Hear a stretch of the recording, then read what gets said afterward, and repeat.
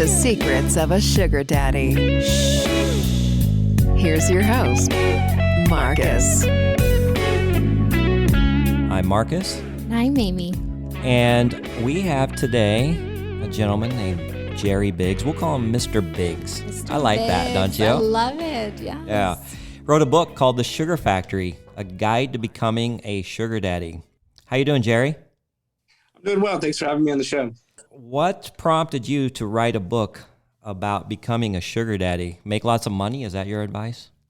Oh, man. I don't even know where to begin. You want the long story or the short story? Because they're both pretty good. we got time. Let's hear the details. Yeah, we want the details.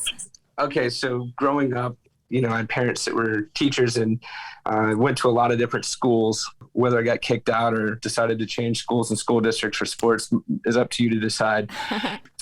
In doing so, the internet was pretty young. I'm kind of going to age myself here, but around 1990, my mom came home with a computer, and I learned that AOL had a chat room called Love at AOL. And so that was a means for me to actually meet girls that went to a school that I didn't live in that school district. When maybe they weren't in my class or sat far away from me, I could go in there and perhaps find them and talk to them. And so at a young age, I'm saying like 12, 13, 14 years old, I was using that as a means of meeting and dating girls. You're a man after my own heart. Oh my gosh. I'm loving this so far. That's so impressive. Take that a step forward. I decided to get married at 20 years old from a girl I actually met on there, believe it or not. Soon to be divorced at 21. That was a blessing in disguise. Used that kind of as motivation to kind of forge and build my business empire. Went on a path of kind of destruction, kind of like, wait till you see my name on the billboards and my name on the radio. How do you like me now? That's right. So for the next, several years, almost 10 years, I went down that path and really, stayed really focused on that. Not so much the women aspect and the dating aspect, because I wanted to get my life together so that I could have an advantage in the dating world, so to speak, to choose a partner, right? With that being said, I continued to kind of, use dating apps and so forth to date and meet people. Yeah. Now, approximately what time period are we talking about when you use dating apps? Because I like you, the internet is he still said very AOL, young. So back in 1990. AOL, yeah, but they didn't have AOL. apps back then. It started on Love at AOL, okay, which later became Match.com. Yeah. Which later became Match.com. Okay. And then from there, I kind of skipped the whole Tinder generation and all that type of stuff. Mm-hmm. And I decided, for some odd reason that it was time to get married again because I had a lot of money. And I wanted to save money on taxes, and boy, was that a scam. My wife, oh my gosh. My wife cost me more money than taxes alone, so that was just a bad idea. How long were you married for? This was the second time? The second time, yeah. So I was married approximately 7 years. Okay, so you've done this now twice at this point. I've done this now twice. So now I'm divorced, or presumably divorced for a second time. At this point, I'd accumulated a good amount of wealth. And when I say wealth, like, I don't mean I made $100K and went into a new tax bracket. Like, I'd been making seven figures for about 5, 6, 7 years now. Okay. Right. So I was kind of getting to that age of like, I'm bored. Yeah. Of like, okay, this is the same pussy every day. Yeah. My wife isn't on the same page as me. I want to go out and destroy things because I've been working my ass off for the last 10 years, and I need to go out and I need to show for it. Now, how old were you at this point? 30. Okay. I wasn't quite on the same page as my much more mature, beautiful wife at the time. And how was she around the same age? Same age. Yeah, okay. There's zero age gap. In fact, she was probably 6 months older than me, okay. which didn't look it, but yeah, maturity-wise, she's about 20 years older than me. We get it. So here I am just wanting to just act out and just rage, in life. And so I couldn't really do that. So I decided just to do it anyways. Mm-hmm. So that's kind of when I discovered sugar dating. And I was always intrigued by sugar dating, but I didn't quite know what it was. I'm in the internet space. In my book, it says I'm a sports writer. It's for you to decide. And some of our clients, internet marketing clients, were in like the affair space, Ashley Madison and so forth. And so I kind of knew about these sites. I just never joined such site. Kind of peeked at them because they were clients. this is 30 years old, I'm going through the divorce. I'm like, all right, I'm going to join one of these sites. I get on one of these sites and there was just a plethora of hot chicks. I was like, wow. And then I would hit them up and they would immediately start asking me what I'm looking for. I'm like, now, is this a sugar dating site? correct. Yeah. Okay. Like I didn't, as a professional, I didn't have a lot of time. My time was dedicated to myself and making my life better. Mm-hmm. I didn't have time to do the typical routine, go sit at a bar, hope some random girl sits next to me that's single and buy her a drink and have a meaningless conversation with her for 2 hours and bore her to death. Right. It's a tough road. I know. Yeah. That kind of dating just really, I never understand people that have that kind of time to put forth in the game of chance. Mm-hmm. Especially if you're living in small town USA. Yeah. And so time was more valuable than money. So to me, I wanted to get on a site. I wanted to find someone now that wanted to go on a date now, whether it was dinner, whether I was out of town, whether I was traveling, whether it was an event or a trade show. And sometimes I just genuinely wanted company, someone to have dinner with. Exactly. Maybe not the same dude I'm traveling with, and just maybe someone to show me around in the local area. Mm-hmm. Yeah. Take me to a cool dive bar or something like that. And someone, something off the beaten path. So you were finding girls were receptive to spontaneous meeting with you like that? Yes. Without much heads up. And they were receptive to it. Mm-hmm. I had more time, less time than money. So I was like, hey, this is great. I'm trading time for, money and money for time. I'm like, this is perfect. This is harmony. Mm-hmm. And so I really latched on to the whole sugar dating concept right then and there. I was like, this is it.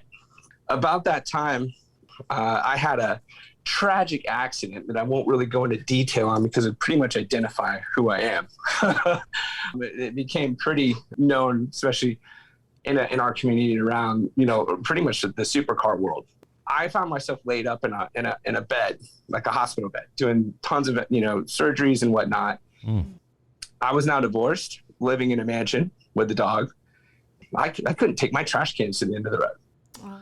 So I got on care.com and I was like, I'm just going to find me a nurse practitioner or someone just to come in here and make me spaghetti, go to Publix, whatever it might be, get me groceries and just, walk my dog, all the normal things. And that lasted about 2 days. And I was like, man, this is not what I thought it would be. There's just some random person sitting in my house asking me if I could change the channel and stuff like that. I'm like, nah, this isn't it. So parents volunteered to come down and help. And at 30 something, I was 36 years old at this point. And I'm like, who wants to live with their parents? Not me, I made it in life not to do this. So all my friends live with their parents are losers. So, I was like, this is not going to happen, So they were very generous and came down and tried to help me out. And then after about a month of that went by and I was like, yeah, this is great, but it's not the move that I want. So I put a really, really detailed description in my profile on Seeking. Okay. So at this point, was that the original site that you used? Yes. Okay. Always. So you've always been on that site. Yeah. I mean, I tried a couple other sites just with, not as much the daily activity, the users and all that type of stuff. Just it's weren't less there quality. Yeah, for sure. I'm right there with you. Yep. And so I jumped on there and I put a really detailed description just because I was tired of explaining myself and what I was looking for. So your profile changed because you were getting the wrong kind of responses? My profile changed because of my situation. So I went from wanting just to, bomb around, go to dinners, meet hot chicks, just enjoy the lifestyle, right? Sounds like a great time. Actually having a need that related to a medical need. Okay. Right. So I needed some actual assistance. Mm-hmm. So I ended up putting a really detailed description of what I was looking for, ended up hiring, bringing a girl in, kind of interviewing her, if you will, putting her through some tests. That might have, kind of exploded her, meaning hey, she sold $100 bill, type thing, right? It gave her some temptation test, if you will. Right? So basically, instead of having that person from care.com take care of it, you decided to get you a sugar baby to take care of these things. Correct. Why wouldn't you? A very specific suger baby. Okay. They had to have certain, just my level of intelligence, I wasn't going to let someone just have free roam in my home, a multi-million-dollar house. Yeah, obviously, right. And all you vet them pretty well. Yes, and so I had to vet them pretty well, and I also wanted to make sure that they made their own schedule. That what do you make? How long have you lived here? Do you have family? Do you have parents? Which just a million questions, right? Because I really needed to get down to the brass tacks. If someone here to help me, and if so, are they the right person? So this person came along. They interviewed. About a month went by, and I eventually hired them on, put them on salary, gave them a full-time role in my company just to help me live my life during that period that I needed really like full-time assistance. That's actually when this individual and myself got to know Brandon, because we answered kind of like some just random thing on their site that said, did you meet someone on this site and as a significant other? And I certainly did. You fell in love with your sugar baby? I wouldn't say fell in love, actually. I decided that due to the sacrifice that they gave me to help them to make sure that they're good forever. Okay. And so what I mean by that is I'm a lot different. Like some people might have more money than time and time than money, whatever. And I said, I can give this person endless dollars, but that will eventually kind of just run out for one of us, whether it's the receiving side or the giving side. Mm-hmm. So what I decided to do is set them up for life and help them create a business that would pay them for life. Yeah, I've actually been down the same road. Unfortunately for me, it wasn't a medical issue, but many of the sugar babies that I have met and brought into my life, I try not only to help them out financially, but I try to set them up where they can make their own money. And it sounds like that's something like what you did. Teaching them how to fish is a better move because number one, they respect the dollar. They respect the hustle. They respect when you're glued to your computer and you're working your hustle and not giving them your attention. I found someone with the same type of entrepreneurial mindset and, energy that I might have had in my 20s when I was starting my first company. You know what? And I find that there are quite a few on there who are not just looking for handouts. They are looking for that mentorship. They're looking for that step up, that break in life that they need to excel. And they're more than willing to learn and grow and develop their own type of a business with your expertise. And I actually enjoy that more than anything. I really do. I do too. I think there's a certain level of satisfaction in seeing it's kind of like, if you found a baby, squirrel or a rabbit on your front door without his mother and it got abandoned. Yeah. And you bring it back. Sure, you can keep it in captivity, but the second you release that thing, it's going to get swapped. You know what I mean? I'd rather, build it up strong and then release it in captivity early instead of keeping it as a pet forever and then deciding one day to release it, right? It has its own strength and its own abilities. Its natural instinct kicks in, being in nature, right? You help nurse it to health and then let it go. Sometimes that's hard, but the reward in the end is, to me, bigger than just kind of like the selfish, like, hey, this is all for me. I agree. That's fantastic. I love where you went with that, and I've adopted a lot of the same philosophy. So you met Brandon, and then what? Well, I met Brandon randomly. Immediately, he kind of fell in love with our conversations on a high level, just from a tech and internet and a nerd kind of standpoint.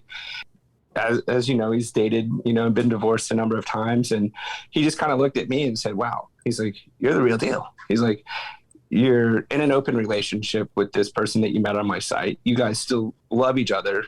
You're still allowed to go out and date as long as you have certain boundaries and guidelines that you adhere to and keep the open communication.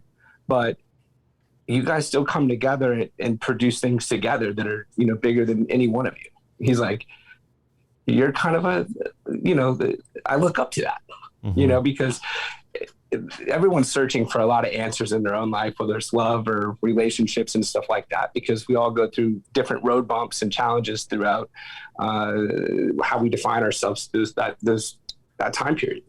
Now, for our listeners, for those of you who may be a little confused, Brandon is Brandon Wade from Seeking.com, the owner and founder of the website. A very innovator.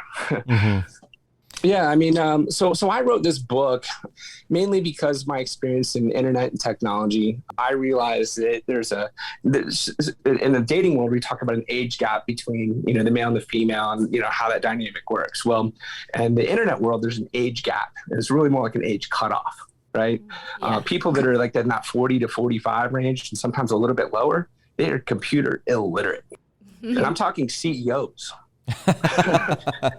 Yeah, I've these guys are encountered a still, few of those. Yes. yeah, those guys are still walking around the BlackBerry using Hunt and Peck on a keyboard. And when they give you your address and it ends in AOL.com, you've got a problem. There's a sign. So I realized that there is a large, demographic of men out there, some of which have no clue on the internet when it comes to protecting their privacy. Some guys around here, they are married, let's not beat around the bush. And so I wrote this, a lot of some of the book was built around privacy and how to protect your privacy, like what apps to use, like what things to do on your computer to make sure that you can cover your own tracks. If these are the things you're choosing to do, if you're going to do it, just don't get caught, So I was giving the guys some tips in that area. And that's where it kind of started. It's like, I got to help out these guys. I was like, these poor guys are just going to get owned by these chicks, and having dated on the internet a long time and grown up on the internet as far as a businessman and entrepreneur, I've run into so many there's good and bad people everywhere, but there's a lot of bad actors on the internet. Everyone's out on a take for themselves. So now why do you think that it's so important that people cover their tracks and hide? Is this still that taboo and that he frowned just upon? said these people, people are married, and like there's a lot of married men out there. Like there certainly are, a lot. So it's not that the topic is taboo as far as dating online, but if you're in a committed relationship, whether it's monogamous or married or whatever, you shouldn't really be on these sites. But there's many people that choose to be on these sites thinking they're getting away from it. But there's so many things from a technology standpoint that you could just be shooting yourself in the foot if someone looked. Yeah. Yep.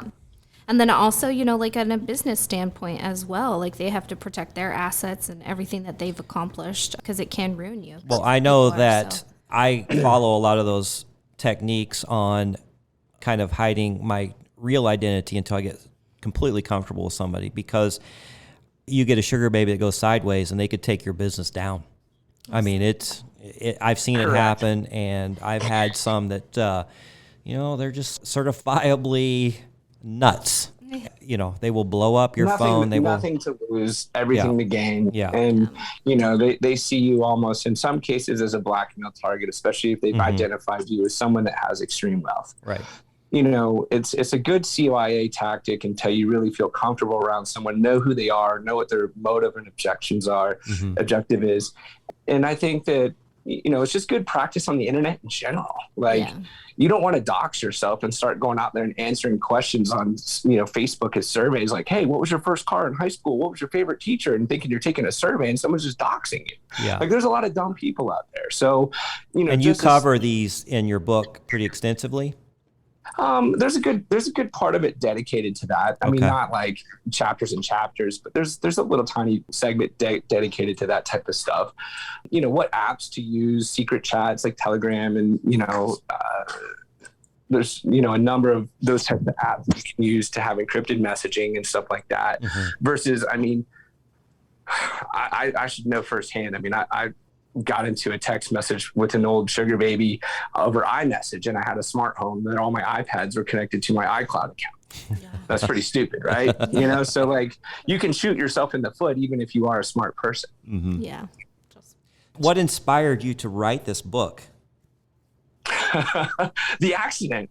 I was bored, and my mind, I don't want to identify myself, but my mind is so crazy. I come up with a million ideas a day. I'm always on the bleeding edge of everything. And I went from living in the fast lane, literally and figuratively, to literally sitting in bed for 24 hours a day, just healing and waiting for my next doctor appointment. Now, you released it 2 years ago. How long did it take you to write this? Well, it was the first time I've ever written a book. In fact, with my parents being teachers, the two subject they hated the most was, English and math. So there's calculators and spell check. What the fuck are we doing? Exactly. I really never really thought I'd ever write any books. A lot of people thought I'd write books on my life story before I wrote something like this. I didn't know. I was really just trying to take up time. I think, you know, when I dig into a topic and I start researching topics and I start immersing myself, that I just grab so much knowledge, and I didn't feel at the time that there was much information that was out there on the topic that was readily available for people to pick up and learn from. And so that's one reason. The other was just to spend time and just keep my mind occupied. And the process was quite difficult. Writing your first book, you know, not being a writer, not knowing really where to start, that was a whole nother challenge in itself. And of course, I wanted it to be perfect. And I've shut down even some of the elements around it because I really never marketed it. By the time I actually published the book and got it printed and everything like that, I was on to 10 other business ventures that were way more profitable. So I just said, you know what? Time, value, see ya. Yeah. So, you know, there's things that make you money and there's things that are hobbies. And this was definitely identified as a hobby that I spent a lot of time on. Needless to say, I still think it has valuable information, and I hope it can help some people. But, you know, I didn't come on here to really promote a book. I thought I could help share some knowledge about a topic that, you know, I spent quite a few years, both behind the scenes and in the scenes, someone dating and, you know, experiencing friends and CEOs and all kinds of stuff that we're now, in the scene. What's your current situation? Are you still dating sugar babies? You still on the site? Yeah, where are you at? Relationship. I'm healthy. I'm living my life, my best life. I don't sit in one spot too often. With, you know, COVID, I've been, you know, not traveling as much as I used to. It's been a little bit difficult. Like the last year or so was like people, you know, in 2020, people were freaked out to leave their house, much less go make out with a stranger. Yeah. You know, I thought it was kind of interesting starting in March here where we live, and I just ended a long-term arrangement, so I got back on the site, and actually it was kind of easy. It was, hey, your place or mine? I mean, we really didn't have a choice. There was no bars, no restaurants open, nothing. So it actually. Yeah, I felt that the site changed a lot of its policies, leaning towards, you know, favoring the females in the COVID situation, giving them the opportunity to, you know, sell digital content. And I thought that personally that was a bad move for the site. Absolutely. I felt that that's where OnlyFans belonged. I felt that it opened up a lot of room for scams and bad actors to come in, where perhaps people snake by the algorithm and the AI and get it, you know, an account on there that's not even them, perhaps using stolen content that's not even them, and selling content to really stupid men. I feel like it also really brought forth, like, now I get on the site and it's just like men are just immediately like, well, let's go back to my place. It's really, really, really annoying. Very annoying. Yeah, that is kind of annoying. It's a matter of, you know, for someone like me, like, I think I fall more into along the lines of the girl that was like taking care of you. That's what I do. I do more stuff like that. Like, it's like, okay, what can you do to like train me in these? Yeah, and that's where Amy and I are at. Yeah. We met as the relationship kind of grew. I started giving her more and more opportunities, and then she took those, and then the responsibilities grew, and she actually helps me out with my business, and she's learned quite a bit while she's in school. But now it's like the market is just completely saturated. I don't enjoy it. Like, it's completely saturated with men that are like, they have, like, now everyone has this expectation that no matter what, it's just going to be like, okay, well, how much, right? How much? You know what would be cool? And I've expressed this to Brandon. When you go to like a new financial website and like, it's like connect your bank account, it's like Chase, you know, Bank of America, et cetera, Wells Fargo, and you can like connect your bank account. Well, and then there's also websites you go to. I don't know if you guys are into Bitcoin and blockchain type related technologies, but it's like connect your wallet. Yep. Well, income verification. Yeah. You know, because at $99 might be a lot to some people if they don't make money, and that's not too much of a deterrent to get on that site for some. But hell, I spent that at lunch today. I really did. Exactly. I spent $150 at lunch. I know, it's unbelievable. You know, it's not too much of a deterrent, right? But the ability for them to check income would be amazing, because I think that would really provide people that have true wealth could really stand out and identify themselves differently than the guy posing in front of a rented Lambo wearing a fake Rolex. Well, and I think that's where the diamond membership comes along. That's $250 a month. Sometimes they do, because one of my other guys that I work for, he's not a sugar daddy, but he's not a sugar daddy or anything, but he actually does that. Like, so part of his complex, like they rent out like really, really high end cars. And like, there's so many guys that come in and they'll be like, oh, I need to driving off with this, like Porsche and Lamborghinis. And it just is like, okay. Go enjoy your little fun, you little broke ass bitch. So it's like, all right.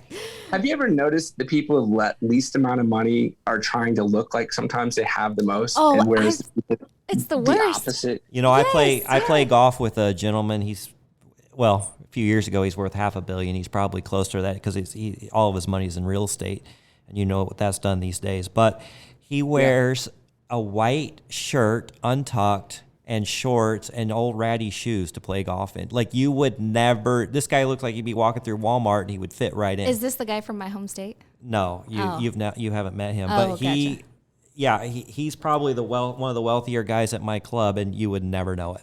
Yeah. Absolutely I love guys never know like it. that. A guy that me comes too. to me, like, so one of the best dates I ever had was actually with my other sugar daddy.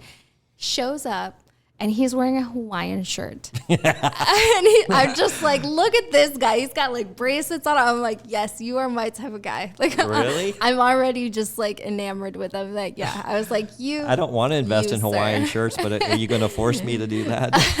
No, it just was really awesome. Like, it was really cool. It was really interesting, something that you normally don't see. And then, you know, like the guy that flew me out for our date, like he also, you would look at him every single day. And I mean, I know what he is and you know what he is, but you would look at him and never in a million years Right. would anyone walking across the street would be like, that is a billionaire. Like, I would be like, whatever. I So, think being humble and, you know, to says the ego something. death and all that type of stuff is, you know, something people sometimes experience and don't experience in life. But I learned to humble myself, and, you know, the ego death, I didn't really have that quite experience, like going out smoking peyote or something. And, you know, but, you know. So like, did you ever that's- experience anything along the lines of we're stuck, in your Correct. bed? Like, that nailed was it. the humbling experience right there. Yeah, That was you your nailed it. Yeah. turning point, because you were like, before that, you know, you were just, it sounded like you were just Going and balling. going to town. So And nothing changed financially. In fact, my Right. financial situation's only gotten better. But I learned, you know, just to be more human and you know, show respect to other people a little bit differently, whether they're rich or poor. And sure, I still flash and I still flex every now and then. But, you know, right now, if you looked at me, I'm wearing, you know, low cut socks, sandals, yoga pants, and a Lululemon shirt. But I do have He just described me.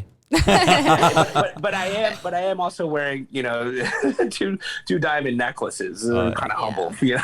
yeah, no, it's all right. You got your little thing there going. But I really appreciate you opening up about that So experience. now let me ask you this: now that you've experienced, were you only married twice?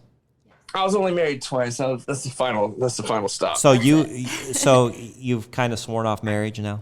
But he's in an open relationship right now. I'm in the open relationship. You know, like I'm not against marriage. I'm against allowing a state or government body govern my life. Exactly. It's just a piece So, of paper.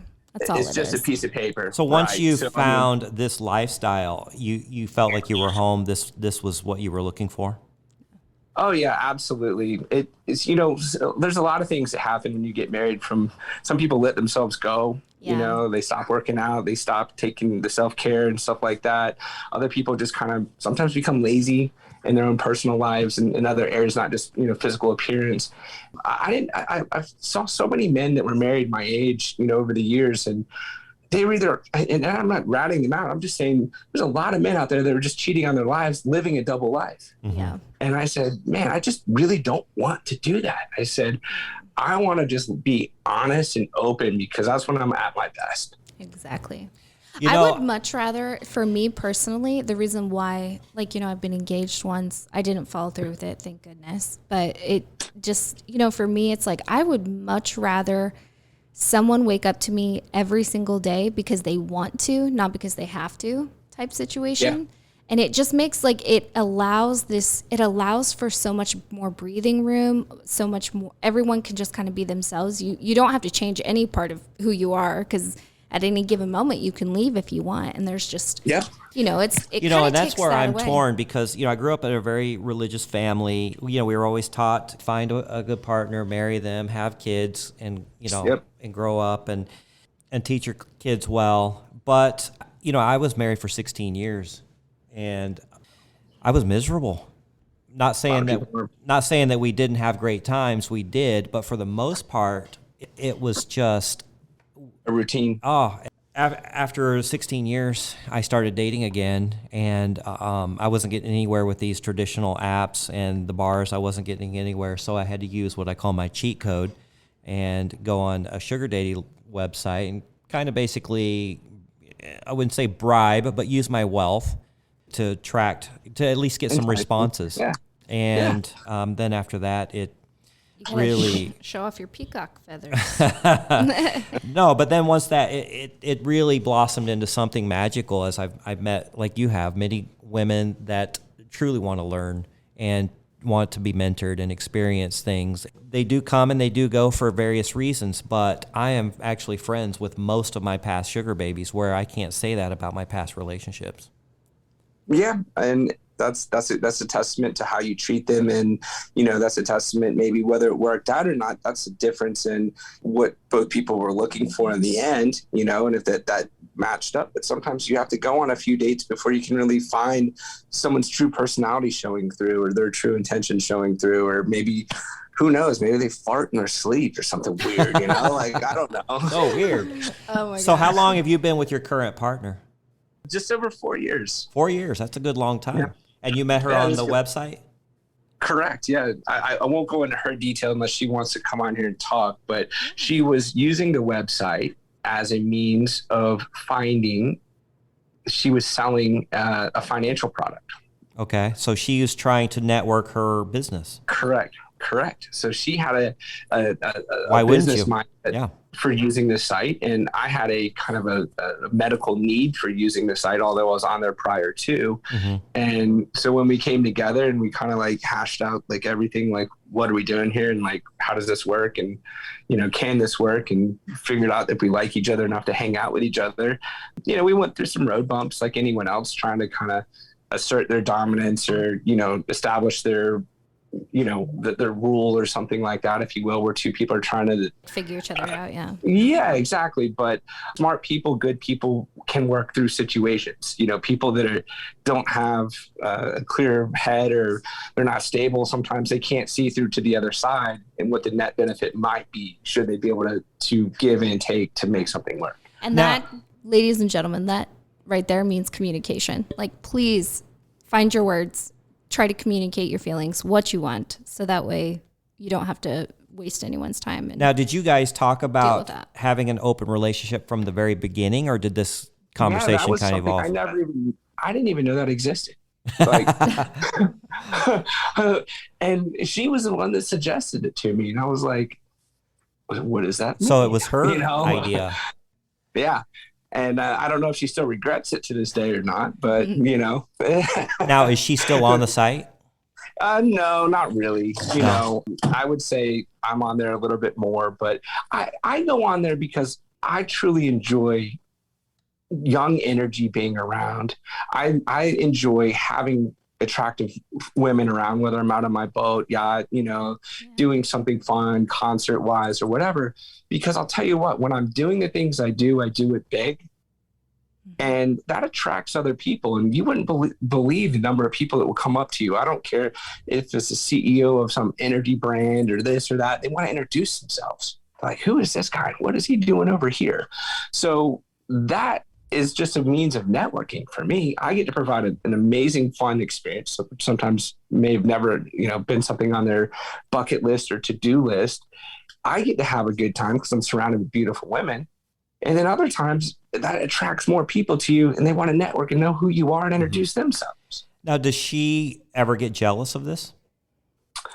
No, she's plays right along, you know. Do She's you with me. share the messages that you've been having with the other people on the site? If there's someone that is, you know, coming over and they're going to hang out one-on-one, she might want to know a little bit more about them or and that type of thing. But she doesn't say, let me read the messages or anything like that. We just kind of trust each other one enough. And plus, for what it's worth, women have a different intuition. You know, they can sense shit before you even say it. So if you're up to no good and you've got a partner that you've been with, they can kind of tell. Right.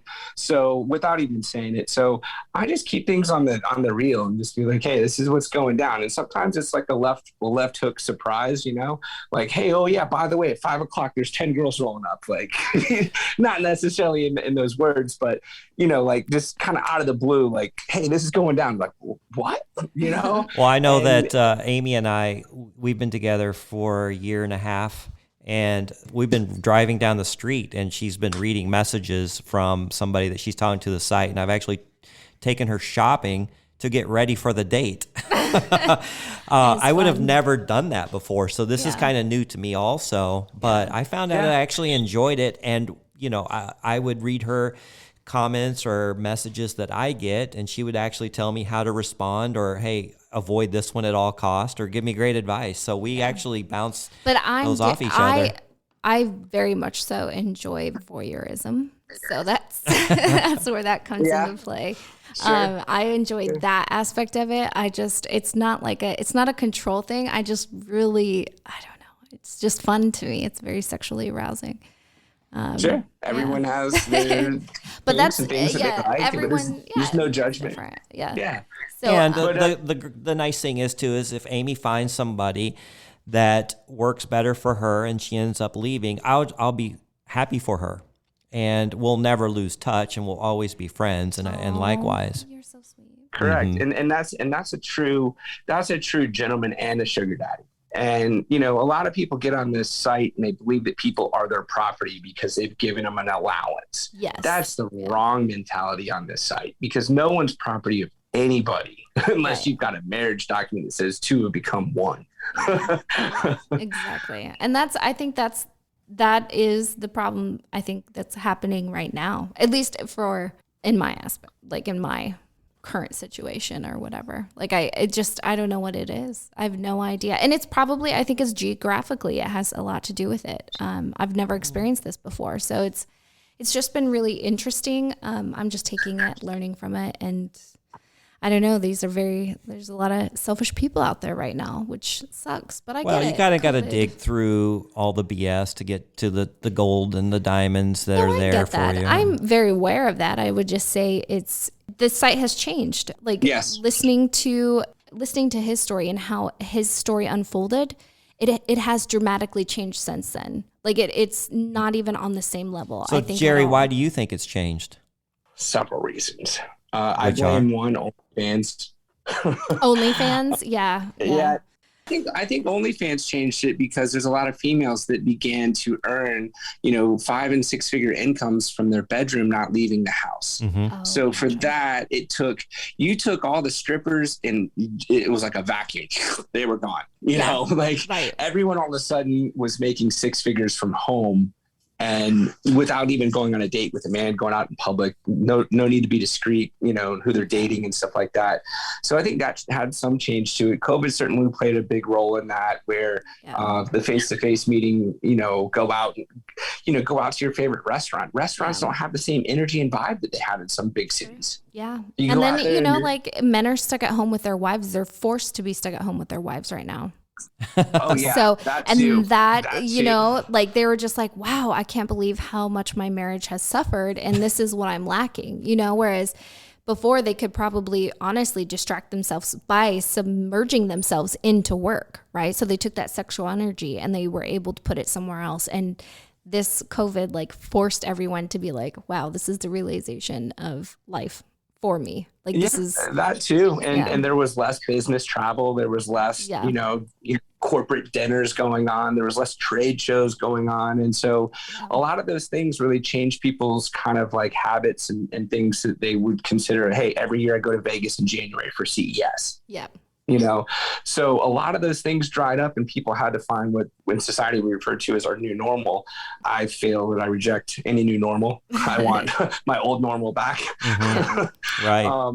But you know, at the end of the day, a lot did change, and some of it's, you know, you have to sift through it a little bit more. You have to put a little bit more time in it to kind of find the quality that you're looking for, which is kind of annoying. But I think that everything changes and ebbs and flows, so maybe we'll see it bounce back. Yeah, I hope we do. But you know, like you said, I mean, you know, from the girl's perspective as well, like, time is money, like money is time. Like, you got to have that balance, right? So like, if it's worth my effort, like I'm putting forth all this effort and this time that I don't really have. So it's like, how do you know, I wish that there was a way that they could separate, like have different categories of people, because that would be really fantastic. I wish that there could be an anonymous review of each person that you dated. Right. Oh, that would be fantastic. Yeah, that'd be so good. Yeah, that would be oh my gosh, that'd be so much fun. Yeah. The time wasters and all the people would be eliminated, right? Because from a girl's perspective, I know that if I say, you know, Amy, let's go on a date, you have this thing in your mind where I got to go pick out an outfit, I got to take a shower, I got to get my hair, I got to get my makeup, and then I got to perhaps drive or take an Uber. All that's money, you know, your product that you're using. That's, you know, if you went shopping to get a special outfit because you just, you know, wanted something new and felt cute in whatever. And then, you know, to drive, whether it's take an Uber or have a driver, you know, drive your own car, park somewhere publicly, only to find out that the guy goes, hey man, schedule change, I got a meeting, I'm sorry, I got to cancel. Yeah. Oh my God. And you know, so there's some people that almost take, there's sick people out there that almost take pleasure sometimes in doing stuff like that to girls. Absolutely. Whereas other people might have a legitimate reason. Their wife came home with the kids early or something like that. Yeah. But how do you stop that? I don't know. I picture everything in the blockchain environment, you know, where there's like a smart contract where both people enter a contract and then there's like an escrow that gets released when you both say, yes, I met that person, and then you leave a review. You know? Yeah, that would be fantastic. That would be. Yeah, but the whole thing sometimes with females right now is like, you're like, you see someone and you engage in conversation, you have meaningful conversation, everyone's on the same page. And then they're like, hey, I'm not leaving my house unless you send me money. And you're like, I mean, it's not that I don't have money, but the 50 other times I've done this, I've gotten ghosted 49 times. Oh, yeah. Or really? I had no idea they were doing that. Yeah. That's really? That's a real take. Yep. That's a real take. Absolutely. And, and I try to be, you know, objective and give them the benefit of a doubt, but almost, at least here in my city, about 6 out of 10 will ghost. Yeah, I'm finding the same numbers as you, unfortunately. Really? Oh my God, I feel so bad. Oh, that just makes my stomach turn. Ouch. And so you're like, okay. One time a girl said, "Can you give me some gas?" And I said, my normal jackass response is like, "I don't date girls who don't have money for gas." Yeah. You know, I mean, I would say the same thing. I'd be like, what? You don't have money for gas? What? Well, during COVID, I actually did give a girl some money for gas, and then she said, okay, I'm on my way. And she never showed up. Yep, I had that just recently. Yeah, actually. It's probably the same girl. She's in multiple cities. They make I mean, if you can get... Her name is Karen. If you can get 6, 10, 15 guys a day to do that, that's pretty good living. Karen. I asked the one girl when she said that just recently that just went ghost on it. I said, what kind of car do you have? She goes, why are you asking such a question? I was like, I just want to know how many cylinders you have and what kind of burn rate you got. Burn rate. There you go. Oh my gosh. Well, Jerry, this has been great. So you've written the book called The Sugar Factory, A Guide to Becoming a Sugar Daddy. What is some advice that you could give for somebody that wants to become a sugar daddy? What would you say one of the most important things is? Have proper cash. Girls, their true definition of a sugar daddy is someone that doesn't, in my opinion, they've got financial flexibility with their time. They've got financial freedom. They're not constrained by a job or a 9-to-5 or something like that. So they're a little bit more flexible with their time. They've got real financial freedom where they're not like, hey, like, can I give you $200 this week? And like, I owe you some money, or do you want to split the check? If you've got a guy doing anything like that, that's not a sugar daddy, you know? But I would say, like, spend some time, FaceTime this person, get to know them. If they really are truly, genuinely interested in you, they will reveal themselves in some ways to you. And pay attention to their surroundings. If they're posting pictures and their like their mattress is on the floor, like, Yeah. Oh my gosh. Yeah. Yes, I I love that. pay attention to their surroundings. Like, where are they posting pictures from? Like, look at details, look at their shoes, look at how they dress, I look had- at, I things had one like, guy, he sent a picture of like he was in the bathroom and he's had a towel on and I was like, so are you married? Do you have kids? He was like, no, I don't. And in his picture, there's like in the bathtub, there's like a bunch of kids' toys. So I'm like, okay, dude. All right. Yeah. All right. You might want to I even told him, I was like, well, if you don't have kids, you might want to like consider changing this picture, like cleaning your background up because that's, Yep. yeah, that's a flat out. Like, you're just horrible. Find someone that's willing to provide a mutually beneficial arrangement.